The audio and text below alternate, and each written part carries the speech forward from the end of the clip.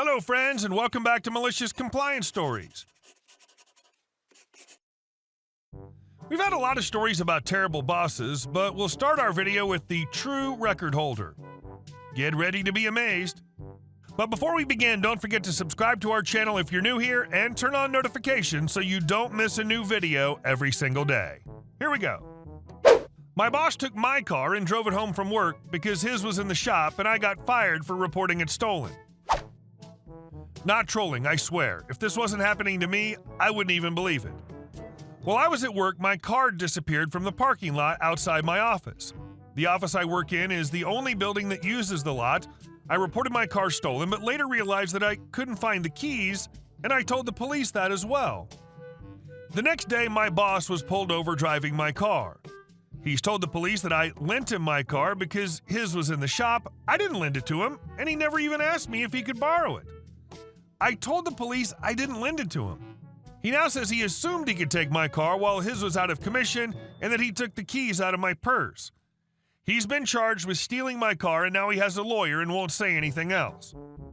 I've also been fired from my job by my boss's boss and the company owner. The reason on my letter of dismissal was for showing disloyalty to the company. My boss's boss says I need to learn how things work in the professional world. I worked there for a year, and it's the only job I've had since graduating college, and they aren't going to give me a reference, and my unemployment application was denied because I was fired for misconduct. And our second story. Park so close to me I can't get my kid in the car? Okay. I was shopping at this locally owned store that I haven't been to in a few years, just because they have some neat stuff there. I was parked at the end of the parking lot closest to the building, with a snowbank to the left of the driver's side. The lot was practically empty when my fiancé and our two daughters went in. Come to find out, they don't take American Express cards, which is fine. There's a Kmart down the street that has an ATM that I can withdraw money from for no charge. It's a feature through Bluebird, their prepaid card. So the register guy puts our items aside so we can go get cash, like a nice dude. So we head out, and come to find out, someone had parked incredibly close to us. My fiancée couldn't get her daughter, my stepdaughter, almost adopted daughter, in the car, even with our car door touching hers. Lately, it seems there's just been a plethora of terrible drivers and parkers around. I swear, winter brings out people's true driving ability in winter in New England here. I backed the car up so she could get in, then she climbed in herself. We went and got the money out and got back. The car was still there, as luck would have it. This was my chance. I parked as close as I could to the car, like our mirrors were almost touching. As I went in, the owner of that car, as I would soon find out, was paying for her items and heading out. I made a bit of chit-chat with the cashier for a minute while I was paying for my items, not even realizing the close parker had just left. Meanwhile, according to my fiancée, the offending driver went out to her car, looked at her door, looked at my passenger side door, then my fiancée, back at her door, shook her head and apparently started texting someone. My fiancée just picked up her phone and pretended not to notice. She can't drive anyway, so there was nothing she could do about it. While I was finishing up, the lady managed to squeeze into her car somehow. I took my time putting my money away and getting into my car with my items, only realizing she was already in hers once I got in my car. I kinda just stared at her with a "you know what you did" look on my face and watched her back up and leave. My fiancé then proceeded to tell me the look she had on her face. I believe at first she was confused if she'd parked that close, then realized she couldn't have, then looked at my fiancé incredulously, wondering how she got in or if she and the kids were in when she went in, before resigning to her fate, accepting and dealing with it just before I got out. So yeah, take that, lady. Park inconveniently close to me? I'll return the favor. And our next story. I know what time it is. For some backstory, I was working at a pharmaceutical testing lab. We didn't test on animals, we actually tested finished product drugs. This means each lot of drug needed to meet regulatory compliance via the USP, EP, JP, or any other regulatory group in order to be sold anywhere. We did this by basically exploring any component of making a drug from raw materials to finished products. My job specifically was to test for the purity and activity of the active ingredient, which was a very dangerous and stressful job. Active ingredients are usually a very tiny percentage of the finished product and is the actual part of medicine which makes you feel better. However, my boss was awful. He would purposely schedule things that we wouldn't be able to do to meet client orders and promise clients super fast testing times that were extremely hard to meet. On top of that, he has a good bit of God complex where he was always right no matter what. And he knew everything, always. We had a ton of training to keep up with in order to keep our licenses to do our jobs. In fact, I was in a classroom learning something about once every night. I say night because I was working second shift, 3 p.m. to 11 p.m. Well, it was the beginning of my shift when my boss told me that I would be training on Carl Fisher, determines water uptake, percentages of drugs. That's fine. It wasn't anything different to be training on something new every day. I went back to my desk to block out the time when I noticed it was scheduled for 5 a.m., not 5 p.m., so I went to approach my boss and the conversation went as follows. Me: "Hey, boss name, I had some questions about the training I'm supposed to get tonight." Boss: "All right, what is it?" Me: "Well, I noticed the time was a little off and it seems like it's a bit late and I'll be getting a lot of overtime." Boss: "Look, you know that nobody wants this training, but it needs to be done. You're going to stay until it gets done." Me: "I'm not sure I'll be able to since my shift started at 3 p.m. Boss: "You'll stay until I said you're done. You'll be done after that training." Me: "Yeah, but that training starts at..." Boss: "Stay until it's done. I scheduled it. I know when it starts. A little hard work won't hurt you." Well, Carl Fisher training is a 4-hour session. Okay, this isn't my first shift. My boss made me work overnight.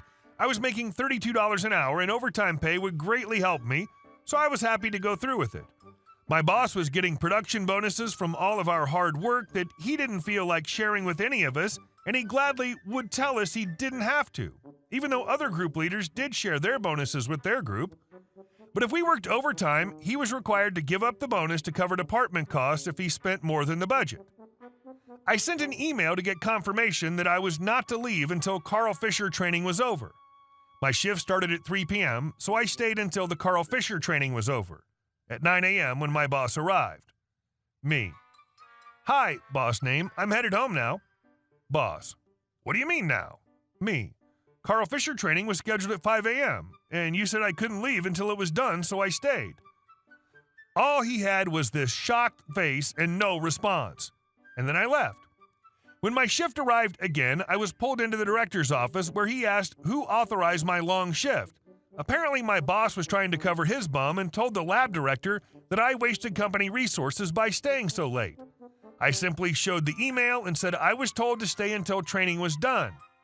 He had me go get my boss, who had a bit of a smug face on, and then closed the door behind him. The closed door didn't help because you could hear the director and him argue about how his scheduling was erratic and didn't take into consideration his workers.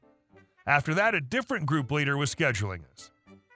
He eventually was let go because he was having some people do very unethical things, as he was commonly known to do to cut corners and get money. But I'll never forget the extra $640 I had gotten that pay period, and his face when the department head told him there was no production bonus. And our last story. I refused to give my brother shares in the family business. When I was 17, I had a part-time job that buying cheap horses, training them and on-selling. After I sold one particular horse for 6 times what I'd spent on it, I approached my mother about starting a business around this. A stud nearby was closing down and I wanted to buy some of their cheap horses. My parents were in a comfortable financial position and agreed to own half shares in a business with me, with a promise that if I worked my butt off, completed my study, and made X return for them by the time I was 25, then they would sell one of their 2 beach houses — they had 3 properties, our home and 2 holiday homes — and use the money to buy a property to set up my own facilities on. I put in the time and effort, made them more than X, and they held up their end of the bargain, in addition to my dad, a builder, helping significantly with the building of facilities of the property. I'm lucky that my business has done very well. About this time, my youngest brother, Mark, dropped out of college at 21. He had a string of petty criminal offenses and alcohol habit. He went to our parents and demanded they give him an equivalent amount of money to what our parents had spent on my business when I was 17. My parents refused, but bought him a small apartment and said he could live there rent-free. Now I'm 37. Our father died last year and our mom passed away about a month ago. The will has just been discussed, and I've been left their share in my business and the property they bought me. My older brother has been left our childhood home and our dad's, and Mark has been left with his apartment. While the other beach home and remaining money is being put into a trust for any emergencies we have and to start a college fund for our children. Our older brother has 2 kids, and I've recently started planning to. Additionally, my older brother, a builder, swapped a share in my business with me in exchange for helping to maintain the facilities on my property about 3 years ago. Since then, this arrangement has worked fine. We get along great, and it suits both of us. His wife, a graphic designer, also helped me set up a website and helps with setting up ads. As a result of this, we commonly refer to it as the family business. The problem is that Mark is demanding I give him a share of the business because it's the family business. Now, Mark hasn't held down a job for longer than 6 months. Every time he gets any money, he spends it on some illegal stuff. However, he says it's unfair that our older brother was left Dad's building company and I was left our parents' shares in my business, giving us both income to live off, and he wasn't. It's worth noting that he was offered shares in Dad's company when he was 18 in exchange for working for 5 years and doing an apprenticeship. This is what our older brother did. But Mark turned up his nose and instead went to college, which our parents paid for until he dropped out. No, brother, you're not getting from me what I've been working on for years. Hey guys, thank you all for watching the video. I'll see you in the next one.